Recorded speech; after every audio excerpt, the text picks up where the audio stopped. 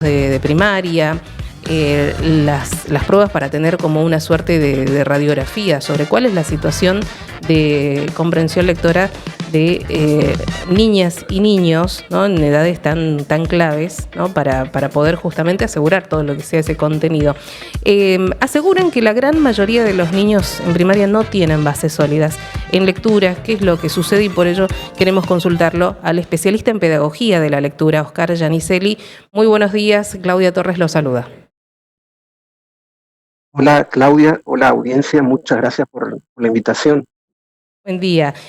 Oscar, ¿qué se puede decir, ¿no?, ante este escenario, ¿no?, de encontrarse con muchos niños de primaria que no justamente tengan o cuenten con el contenido?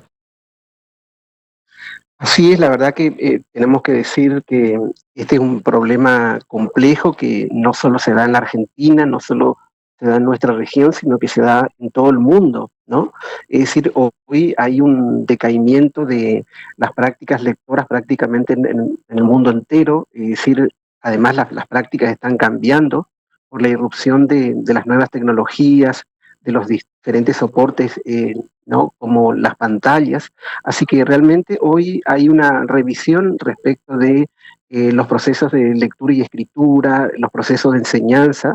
Así que, y además también siempre tenemos que acordarnos que esta no es solo una cuestión pedagógica y técnica, sino que hay variables sociales que intervienen fuertemente, ¿no?, culturales, económicas, que intervienen justamente en la adquisición de la lectura y la escritura. Por Ujú. lo tanto, cuando hablamos de la enseñanza, también tenemos que ver en qué contexto se produce esa enseñanza, ¿no? Si el contexto tanto del hogar de los niños como el contexto social favorecen o no justamente que ese proceso de aprendizaje sea efectivo y sea exitoso, Ujú. ¿no? Así que, Y pensaba en el rol sí, de las y los tutores, ¿no? No solamente para la firma del boletín, sino en ese acompañamiento, en ese dedicar tiempo fuera del horario escolar para, bueno, complementar tareas o reforzar contenidos, que debe ser un poco más, esto, digamos, más reducido, ¿no? En estas ocasiones donde hay sí, otros parámetros, claro. ¿no?, de vida inclusive. Eso, tenemos que pensar que hoy las familias son totalmente distintas de Mm. una familia como era hace 10 o 20 años atrás, ¿no? Es decir, el mundo cambió, Sí. los ritmos de vida cambiaron, o en general hoy eh, la mamá y el papá trabajan, ¿no?, o realizan tareas informales. También tenemos que decir otra vez la irrupción de las nuevas tecnologías que hace que haya mucho tiempo de ocio frente a las pantallas. Y esto es una observación que está justamente siendo estudiada por muchísimas investigaciones en el mundo entero, ¿no?, lo que están provocando justamente las pantallas y el cambio del estilo de vida. Ujú. Nosotros en nuestro caso, en la región NEA, tenemos que decir que en general no son todos los padres que pueden ayudar justamente a, a, a los chicos a que inicien y que continúen y que lleguen, ¿no?, efectivamente a leer y escribir como corresponde. Por eso el rol de la escuela es tan importante, así como el rol de las familias. Ahora, atento a que no podemos contar muchas veces con las familias, por lo que estamos diciendo, porque Ujú. Sí. hoy justamente los tiempos son distintos. Muchas veces los padres no son letrados, no están formados o no conocen cómo ejercer justamente esa práctica de enseñanza. La escuela ahí adquiere un rol central, por eso es que siempre especialistas de la talla, por ejemplo, de Emilia Ferreiro, decía, bueno, los mejores maestros y maestras deben estar en el primer ciclo. El primer ciclo, primero, segundo y tercer grado, es el ciclo de la alfabetización inicial, el ciclo fundamental, ¿no? Donde los chicos deben ahí, obviamente, acceder a muchas e intensivas prácticas de lectura y escritura para poder apropiarse de una práctica que no es natural, ¿no? Es decir, nuestro cerebro no viene diseñado originalmente para leer ni para escribir, ¿no? Viene diseñado para hablar, sí, pero no para leer y escribir. Por eso es que es una hazaña enorme que las personas puedan aprender a hacerlo, y ahí, bueno, el rol de la escuela, la capacidad de los docentes, tiene un rol decisivo. Así Ujú, que, además también acá tiene mucho que ver justamente el enfoque que se utiliza. Hay distintos enfoques pedagógicos, epistemológicos para justamente enseñar a leer y escribir, ¿no? En este momento hay se está utilizando, se volvió a un enfoque llamado tradicional, que es enseñar eh, primero las letras, después las sílabas, después las palabras, después las oraciones, después el párrafo y así, ¿no? De menor a mayor. ujú. Hasta hace poco tiempo había una predominancia, incluso en algunas provincias todavía ocurre, bajo el enfoque de lo que se llamó el enfoque justamente del constructivismo, que era comenzar de lo mayor a lo menor, ¿no? Entonces son enfoques distintos. Ujú. Hay opiniones de todo tipo, ¿no? Hay especialistas que defienden un enfoque, hay otros que defienden otro.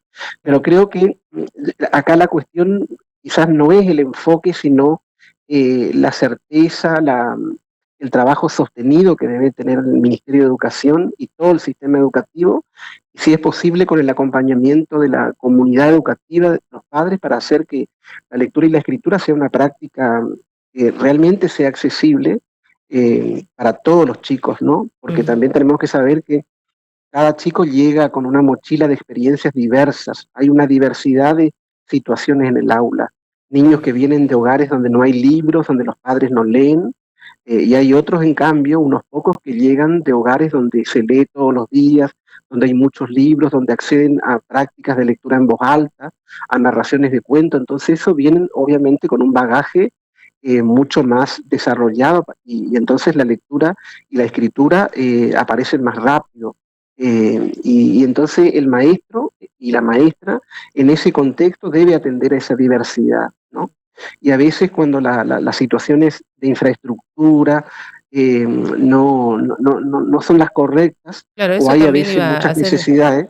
Claro, Sí, dentro de estas columnas, ¿no? Dentro de un sistema educativo, el sector docente, bueno, con claramente algunas cuestiones todavía que adeudamos como sociedad y como los distintos gobiernos, ¿no? De poder respaldar al docente, tanto ya sea en lo salarial, pero también que tengan un lugar, un espacio, una infraestructura, porque no es solamente para el cuerpo docente, es para todo el alumnado, ¿no? Toda la comunidad educativa y que puedan dar clases sin tener que estar sufriendo frío ni tanto calor o que es tengan los bancos en totalmente. condiciones. Sí, sí, sí, el contexto de Mm, donde se produce el aprendizaje es fundamental, ¿no? Y a ujú, veces en las políticas educativas no se atiende justamente ese aspecto.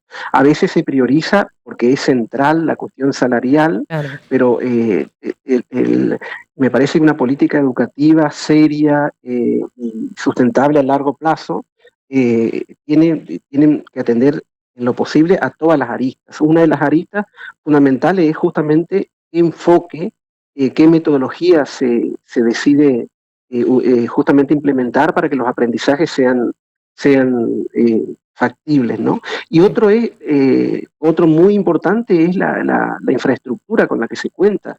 De hecho, en muchas de nuestras escuelas, ¿no? Imagínate vos a veces en verano, con las temperaturas que tenemos, ¿qué condiciones de aprendizaje puede haber en un aula donde hay 40, 45 grados de calor y no están dadas las condiciones? Bueno, lo mismo hoy, que es el primer día más frío del año, ¿no? Ujú, ¿En qué contexto estarán aprendiendo nuestros niños y niñas? Más allá de la preparación o no que tenga el maestro, sí. del convencimiento institucional que haya para ejercer justamente esta práctica, ¿no? Además también prestar atención de dónde vienen esos niños, de Mm, qué contexto social vienen esos niños, qué experiencia o qué bagajes de experiencias traen en sus mochilas. Bueno, una serie de variables que se ponen en juego al momento de enseñar. Por eso ujú, es que a veces las pruebas estandarizadas no muestran la realidad completa, ¿no? Es decir, además también son muchas veces pruebas que son diseñadas por equipos técnicos que no conocen las distintas situaciones, los distintos contextos escolares, y utilizamos una sola prueba, un solo test para justamente todos los niños de todas las escuelas del país, ¿no? Y a veces, obviamente, eso aparece en los resultados. ujú. Así que hay muchas formas de evaluar la lectura, ¿no? Y hay muchos caminos posibles.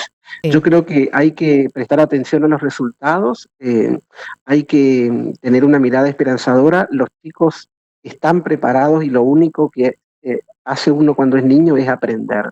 Así que hay que tratar de, obviamente, poner las mejores condiciones posibles, condiciones didácticas, Mm, pedagógicas, sociales sí. y personales y profesionales para hacer que nuestros niños aprendan a leer y Ujú. escribir, ¿no? Estamos dialogando con Oscar Giannicelli, especialista en pedagogía de la lectura. Y respecto de la tecnología, algo que no se puede escapar en estos tiempos, bueno, ya hace unas décadas, pero ¿cómo congeniar, ¿no?, el hecho de la utilización de la tecnología, pero que esto no signifique meramente ocio? Así es, vos sabés que las nuevas tecnologías, todos los nuevos soportes y dispositivos que tenemos hoy a disposición en el mundo entero, no son contrarios, digamos, Ujú. a las tecnologías tradicionales como el libro, el cuaderno, el pizarrón, etcétera, ¿no? Es decir, porque por ahí tendemos a escuchar discursos que, bueno, dicen o el libro o la computadora, ¿no? Y bueno, las dos son herramientas fabulosas. Ahora, el problema que se está suscitando en el mundo entero con las nuevas tecnologías es su irrupción y la totalización del tiempo. Es decir, son muy avasallantes, son enormemente seductoras y eso provoca adicción no solo en los chicos, sino en los grandes, ¿no? Y obviamente que las pantallas, las tecnologías requieren otra gestión del tiempo, otra gestión de esos soportes, otra utilización pedagógica en lo posible, y hay obviamente un sinnúmero de variables que se ponen en juego al momento de evaluar esas herramientas, pero hoy en los países nórdicos habrán visto, por ejemplo, que se está decidiendo sacar las pantallas del sistema educativo, no se está intentando volver al libro tradicional, al libro de papel, volver a prácticas consideradas tradicionales como la escritura a mano, eh, En su la momento lectura en fue voz el alta. tiempo de la caligrafía, ¿no? Inclusive para poder Sí, tener mejor letra, ¿no? Para practicar justamente y que eso sea entendible totalmente, en pero vos principio. sabés Sí. que hoy se sabe que la escritura a mano tiene un rol central en el aprendizaje, porque a medida que vamos escribiendo, el cerebro a su vez va trabajando mucho, ¿no? Entonces, hoy sabemos que la escritura a mano la estamos perdiendo todos, ¿no? Justamente hoy los especialistas recomiendan volver a escribir a mano, volver Ujú. al cuaderno, Sí. volver a los distintos tipos de letras y bueno, y por ejemplo, volver a la lectura en voz alta, que es una práctica muy antigua Ujú. y a veces por ser antigua muchos consideran que es una práctica innecesaria, pero Sí. toda la teoría de la lectura justamente la rescata como una de las más importantes, de las más interesantes y de las más potentes en términos de formación lectora, Ujú. ¿no?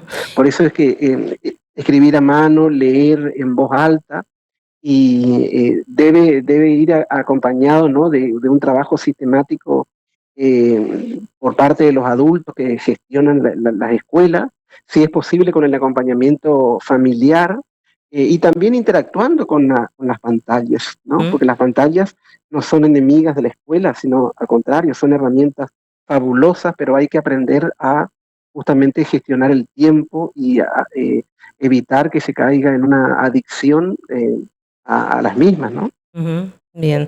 Iba a consultarle por recomendaciones, pero ya nos está brindando esas recomendaciones como para poder trabajarlo quizás desde casa, ¿no? A la espera de que en algún momento todo este sistema pueda ir adaptándose a estos tiempos y bueno, y acompañando a estas infancias, bueno, esa tarea desde casa, ¿no? De poder forzar ese poquito de tiempo quizás que se tenga, pero que sea más valioso, ¿no? Sobre todo para nuestros niños y niñas. Así es, la verdad que uno con pequeñas cosas puede ir Ujú. ayudando a que ese proceso de aprendizaje sea sólido y sea sostenido, ¿no? Sí, Es decir, el maestro, más allá de enseñar, de el enseñar a contenido, leer y digamos. escribir Ajá. el contenido, por ejemplo, puede brindar prácticas sostenidas de lectura en voz alta, leer un cuento, una leyenda, una poesía. Tenemos muchos libros a disposición en nuestras bibliotecas, en la escuela, porque en los últimos 20 años se distribuyeron solo en Chaco más de 10 millones de libros, textos literarios maravillosos que están ahí a disposición y que justamente deben constituirse en soportes de buenas y muchas prácticas de lectura, ¿no? Es decir, no solamente enseñar la lectoescritura, sino también compartir la lectura en voz alta y sobre todo la lectura literaria, que puede ser, lo ideal sería que se lea desde los libros o con los libros, pero ¿por qué no utilizar una pantalla, ¿no?, para acceder a un libro? Ujú. Porque una pantalla es un soporte nuevo, Sí, ¿no? Nada más que tenemos que tratar de no caer en la tentación de claro. que Ya que se abrió justamente el nos lleve todo ebook, el tiempo. miro un poquito de Sí, redes sí. sociales y demás, y ahí se escapa el tiempo. Oscar, bueno, muchísimas gracias, un placer, y bueno, estaría bueno ir cada tanto, ¿no? Hablando sobre estas cuestiones, bueno, que también nos interpela a los adultos, ¿no? Porque somos justamente los que tenemos que acompañar a nuestras infancias con todas estas condiciones que sean de los más óptimas y que, bueno, por allí con la cuestión del tiempo, ¿no? De una vida así tan dinámica, bueno, hace que se pasen se pasen por alto algunos aspectos. Le agradecemos su tiempo y será hasta otra oportunidad. Un gusto, muchas gracias. Hasta luego. Oscar Giannicelli, el especialista en pedagogía de la lectura, ¿no? Con respecto a esto, ¿no? Aseguran que la gran mayoría de los niños en primarias no tienen bases sólidas en lectura, bueno, y allí nos brindaba, ¿no? Un poco cuál es ese panorama, ¿no? Que bueno, es fundamental, ¿no? Porque aquello que no aprendiste en los primeros años y después difícilmente lo puedas recuperar, bueno, ahí nos explicaba justamente toda esta cuestión. 49 minutos, ya pasaron de las 8 de la mañana. Aquí nadie queda.